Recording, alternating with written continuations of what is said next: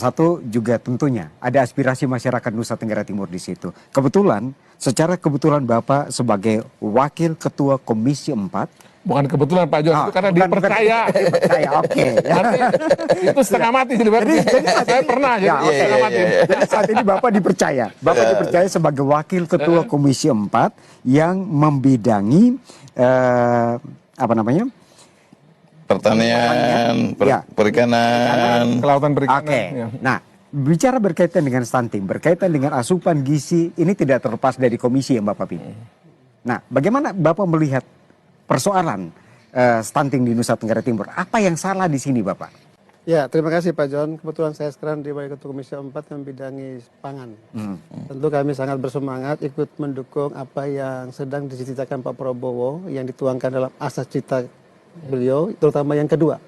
Bagaimana kita bisa menjaga pertahanan negara kita ini dengan memperkuat sumber daya manusia, swasembada pangan. Tadi yang kita bicarakan itu kira-kira dua itu yang penting.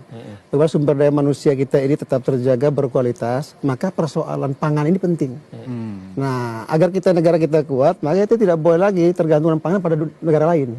Nah, semangat kita untuk swasembada pangan ini yang sedang kita dorong betul. Kami hari ini terus berjuang bagaimana kita benar-benar bisa mewujudkan swasembada pangan itu agar kita pastikan rakyat kita ini cukup makannya. Makan yang berkualitas, makan yang bergizi tanpa harus bergantung pada negara yang lain. Nah, hari ini bersama Pak Gubernur dan Pak Menteri ini kami juga turun kemana-mana, itu juga berjuang. Salah satunya, apa yang kita upayakan? Hari ini kami anggota DPR RI tugasnya ya bikin undang-undang. Kami sedang merevisi undang-undang pangan.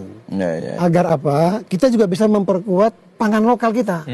Jadi jangan bicara ini makan bergizi, berarti kita cuma ngomong ayam beku, kita hanya bicara beras yang dari luar itu, bicara sayur itu enggak. Sesungguhnya di NTT ini juga banyak sekali panganan-panganan lokal itu yang harus kita akui bahwa ini juga bisa menjadi sumber pangan anak-anak yang itu memenuhi syarat bergizi.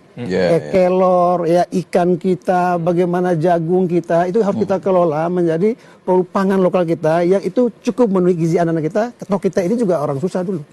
Ya kita juga makan jagung, makan ikan kering. Tapi alhamdulillah jadi pimpinan Komisi 4.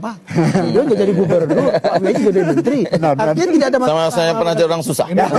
Kami ini dulu mantan aktivis yang hidupnya susah. Jadi sudah tidak jadi orang. Nah, oleh karena itu hari ini ya NTT yang oleh pemerintah pusat dianggap belum punya potensi di pangan ini sedang kita berjuang dengan Pak Gubernur. Sudah kemarin bersama ke Jakarta ketemu Pak Menteri macam-macam. Ya kita sedang berjuang agar pangan kita ini kita tata. Hari ini kita sedang berjuang bagaimana agar irigasi ini kita masuk. Betul. Kemudian pupuk subsidi ini masuk. Bibit yang berkualitas masuk. Yang kita pastikan ini meningkatkan potensi produksi pangan kita.